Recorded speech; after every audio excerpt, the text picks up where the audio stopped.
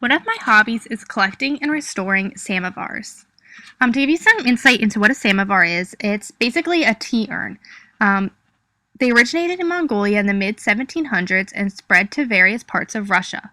Coal and twigs are used at the base of the samovar to heat the water, and the water is stored in the body of the samovar, and a teapot is placed on top. Typically, samovars were made of brass, and some are made of copper and other metals. The antique ones are all handmade, and just like people, no two are alike.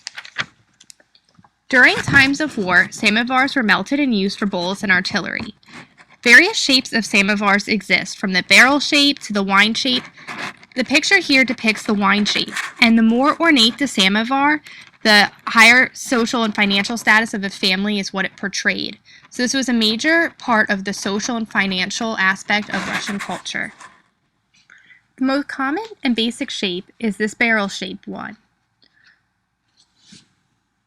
Some samovars have tall chimneys on top. This is where the steam escapes. During cold winters or times of war, poor families would warm up their shoes and socks by placing them on top of the chimney to get warm and dry.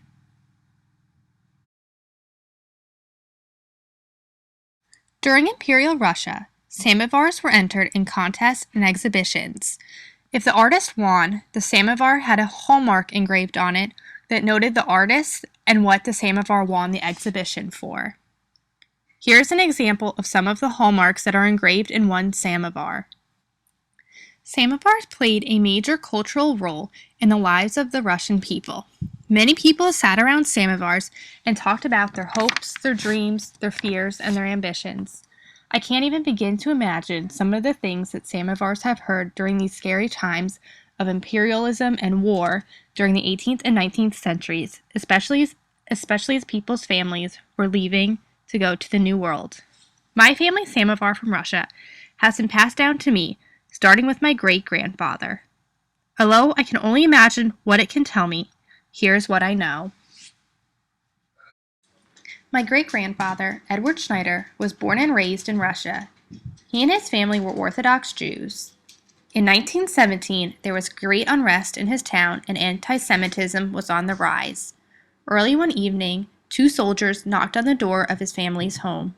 His mother, fearing for his life, rushed him to the back door of the house. She slipped him some money and gave him the samovar. Edward ran and never looked back. In 2 weeks, he would arrive at Ellis Island in New York. While in New York, Edward worked as a bartender and sent his wages back to his family in Russia. Even though he was so far from home, he did have one reminder: his samovar. A few years later, Edward met his wife Rose and settled down in Allentown, Pennsylvania. Edward was a successful entrepreneur and started his own scrapyard business. He had 5 children. His one son had the honor of taking care of and cleaning the samovar weekly. In this picture is Edward, my grandfather, and my father, a 3-generation picture of 3 great men surrounded by a samovar. This is just one example of the numerous stories of a Russian samovar. My dream is to someday go to the Russian Samovar Museum in Tula. I would love to surround myself with the samovars and just daydream about all of the things that they have seen and heard in order to survive all of these years. Lastly, here's a picture of me with my great-grandfather's Russian samovar.